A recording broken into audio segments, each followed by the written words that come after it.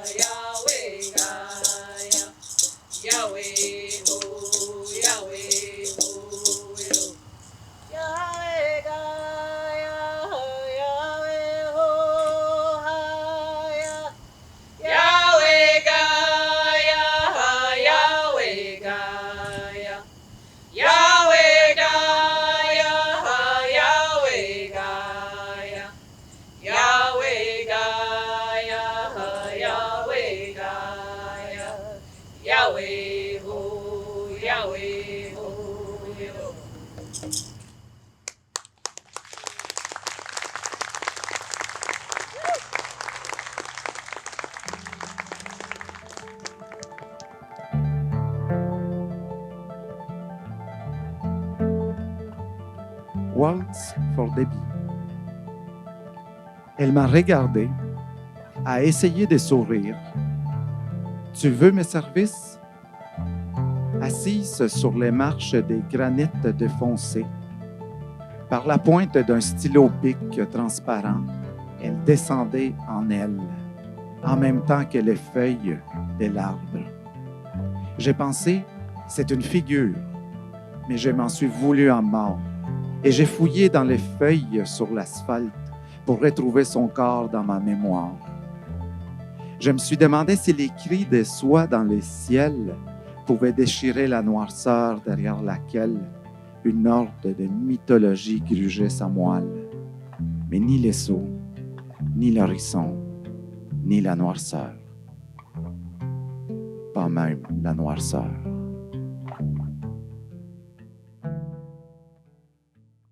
Un inédit que je viens juste d'écrire. Séparés par des lois réductrices, si fragile l'union des peuples. L'un se rapproche, l'autre en réserve. Nos mains se touchaient, effleurement timides, sourire des premières fois. Les premiers contacts sont si périlleux. Je parle Inuaimon, mon amour du territoire, cœur empreint de ridule comme un visage de coco. Tu parcours les terres, ton accent résonne, toi aussi minoritaire. Dans cette Amérique jamais découverte. Faut-il la magie poétique pour ouvrir l'âme, yeux dans les yeux, plus jamais invisible? Se confier à l'oralité pour l'union de nos récits. Je dépose ici tendrement mes rêves d'alliance.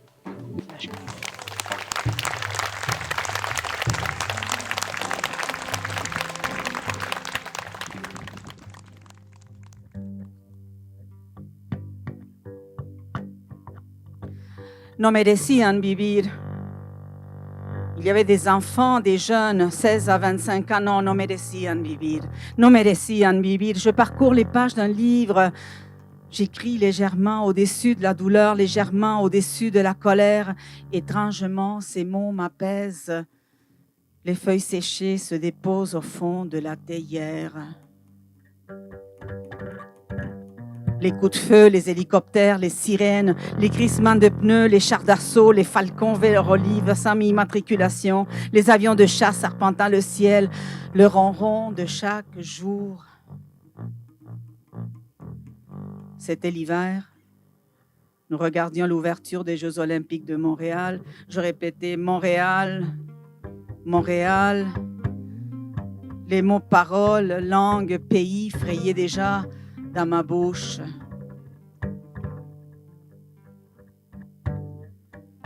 Derrière les grilles, un vaste parc. Les oiseaux à l'abri des feuilles parfumées. On y respire la mort, la paix. J'y marche sans faire de bruit.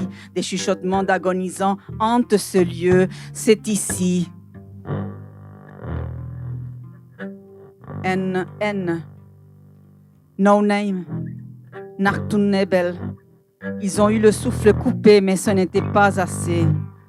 No voz, no vida, no muerte, noche y niebla anonyme, nomen necium.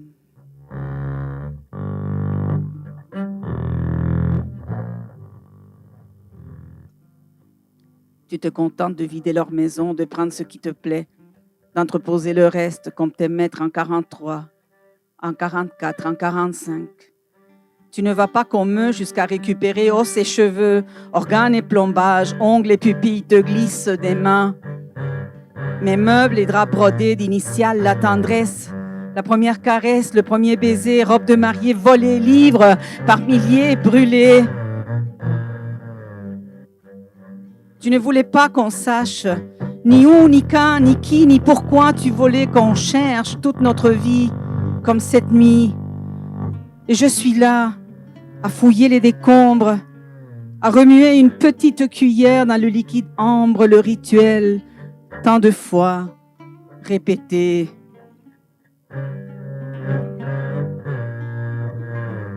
Ne rien dire, surtout ne rien demander.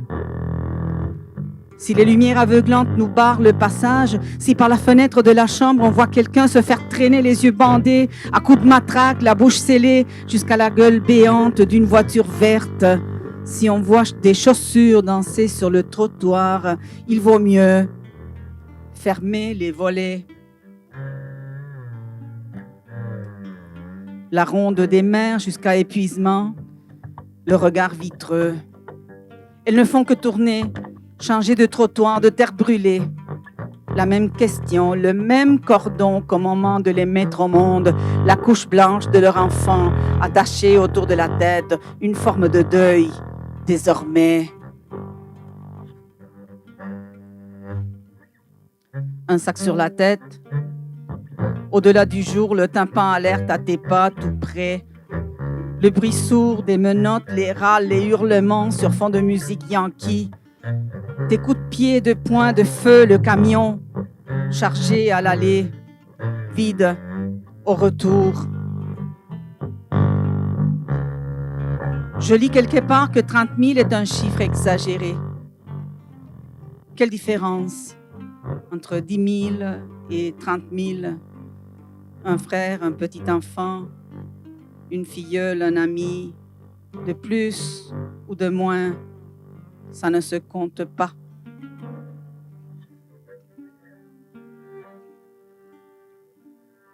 Dans la cour d'école, on joue à la marelle. On sautille sur un pied, l'équilibre est fragile, puis sur l'autre, plus haut, on rebondit pour atteindre le ciel, criblé de barbelés. Randonnée en ski au parc de la Pointe aux Prairies. Lumière ténue, beauté du gris en début d'après-midi, seul, j'emprunte le sentier du bois de la réparation. Je pleure pour tous ceux et pour toutes celles qui ont pleuré, pour les morts qui n'en finissent pas de mourir, pour tout et même pour la lumière qui est en moi. Je pleure pour ceux qui n'ont plus de larmes. Je pleure pour nous. I cry for them. Argentina.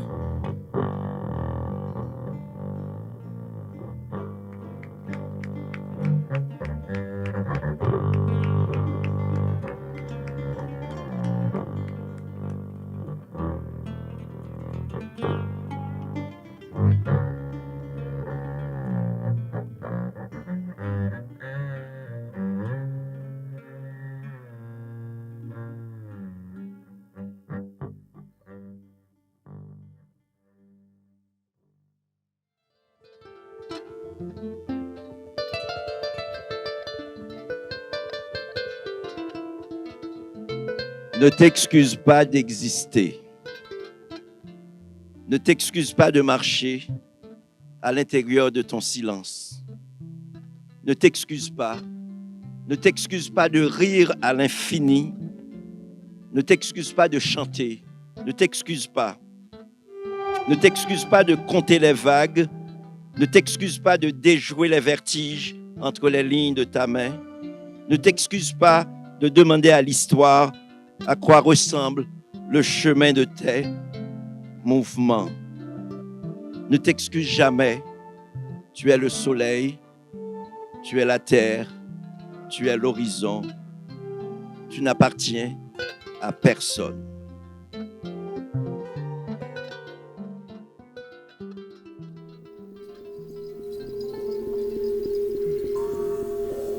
Une pensée pour le 11 septembre. Je connais mon destin. Il arrive trop vite. Soleil qui brillait au cinéma de ma vie aux dernières secondes d'existence. Suspendu dans l'instant d'éternité, tout s'arrête, même la frayeur. On parlera de moi. L'histoire soulignera ma vie où l'apparence de sérénité m'habitait. Pour vous, je tombe inexorablement. Pour moi, je prends l'envol de la liberté.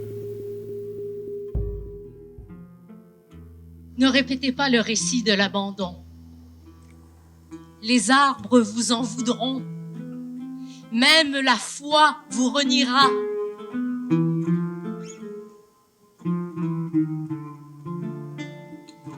Dans le doute, laissez les enfants se bercer par eux-mêmes. Il n'y a pas de liberté dans les départs. Il y a des cerveaux à dévorer dans des villes qui refusent le soleil.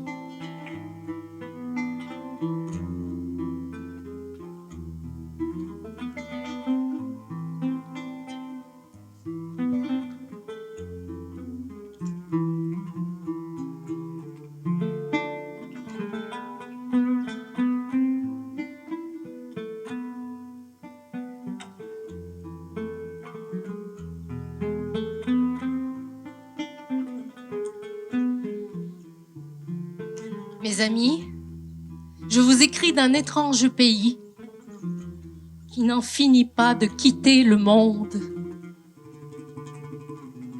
Je rêve au pain qui vous entoure et aux délicatesses que vous leur chuchotez.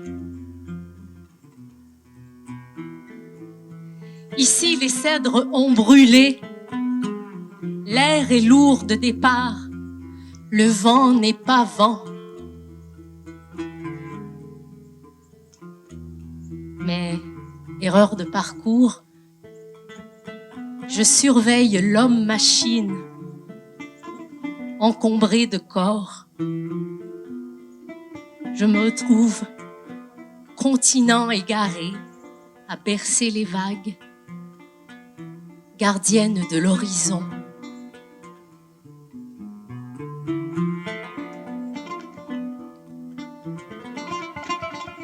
J'entends la forêt chanter, jour de joie, jour de blessure, monte le ciel étouffé.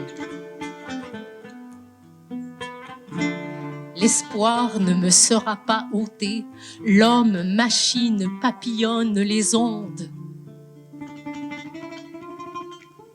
Sur ses lèvres, la peur balbutiante.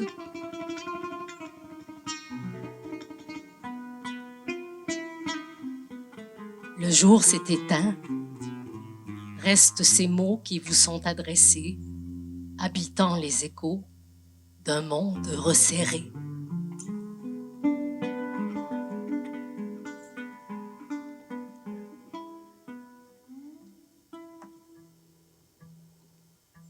Je murmure la douceur à l'homme machine, afin qu'il comprenne qu'il lui est encore permis de rêver.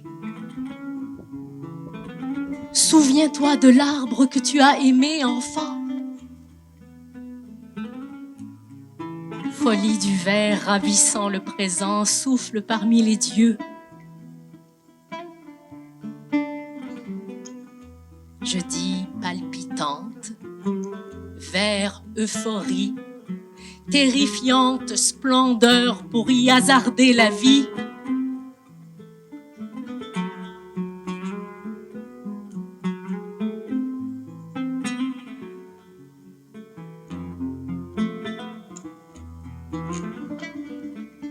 L'homme machine danse dans l'oubli.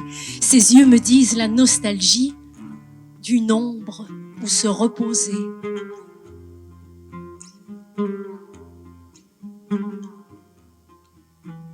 Je console que les figuiers ne portant plus de fruits resteront figuiers, que les corps abandonnant l'esprit n'est qu'un premier cri vers la liberté. J'argumente qu'au seuil de l'absence, les derniers peupliers lui seront bonté.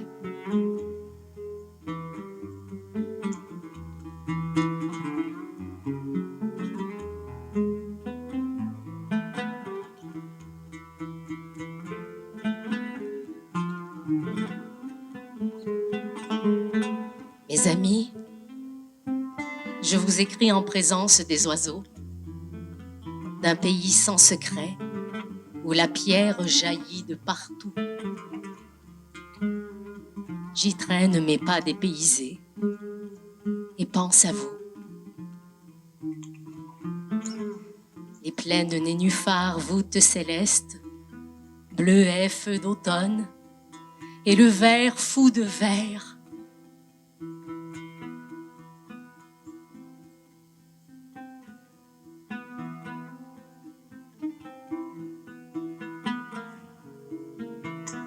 Je vous confie mes intuitions de l'amour et surveille l'homme-machine et résiste à la tristesse. Monte le ciel étouffé. Le soleil sourit, me sourit le soleil et l'éternité.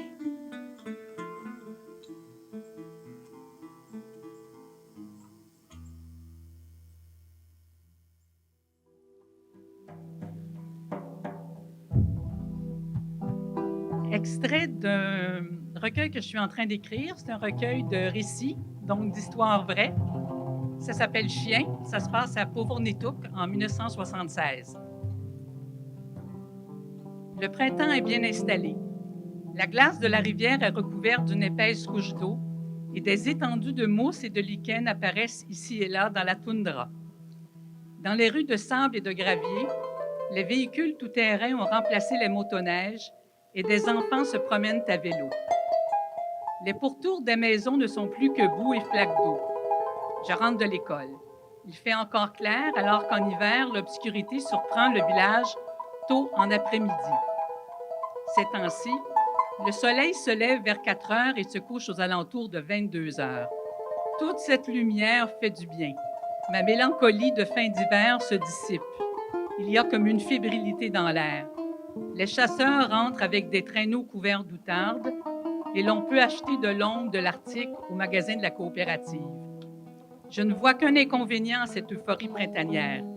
Les enfants restent tard à l'extérieur et plusieurs dorment la tête appuyée sur leur pupitre le matin. Difficile de faire la classe dans ces conditions.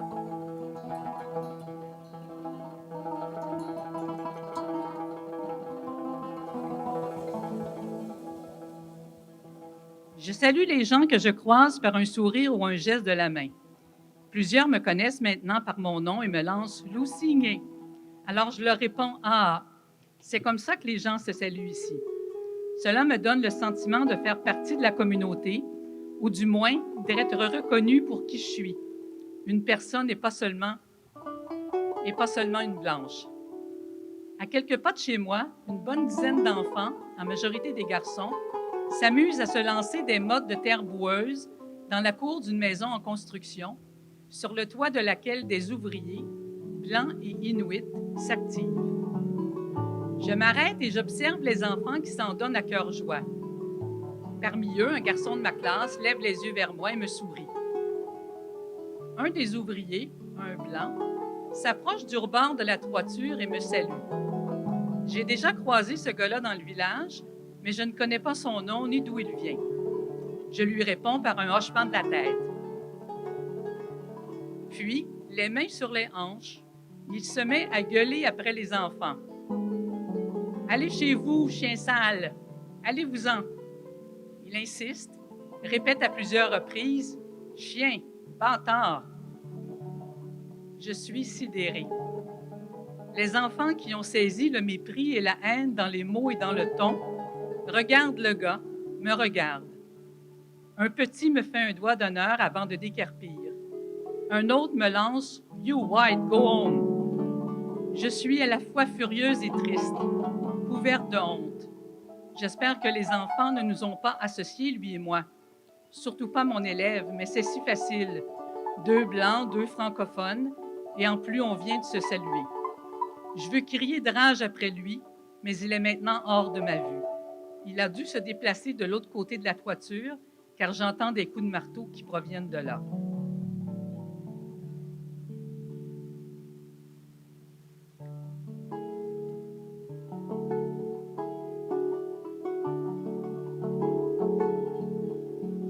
Je ne l'ai jamais rencontré au village par la suite.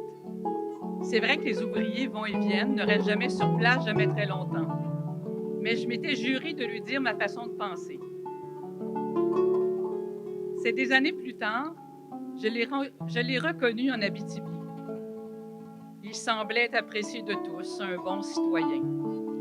Je ne l'ai pas salué, j'ai passé mon chemin.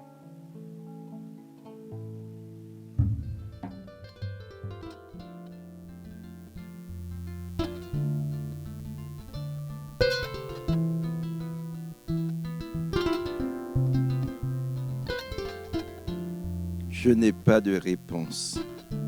Je n'ai pas de mémoire. Vaincu à la brumante, j'exhibe mon squelette. Si j'étais une hypothèse, j'admettrais la parole liquide. Si j'étais l'arbre, je me soumettrais au vertige des eaux. La parenthèse m'exclut. J'admets la syntaxe débraillée. J'engage la phrase à l'horizon des lilas. Je suis un être humain. Je m'appelle Volcan. Je signe les tumultes limpides. Fenêtre sur bleu, tilleul de la cour, colline contre colline, je marche, brindille, forêt boréale. Je compte mortel parmi les mortels. Je dis humain au carnaval des ombres. Visage contre visage, ni moins triste, ni moins idiot qu'un autre. La joie aux poumons, la colère aux viscères, Le soleil bat le tambour dans ma tête, d'où mon rire extravagant. Je m'appelle Saint-Éloi. Je vous demande de pardonner mon empressement à faire votre connaissance, à vous encombrer de mon nom d'emprunt. J'ai rendez-vous avec l'histoire.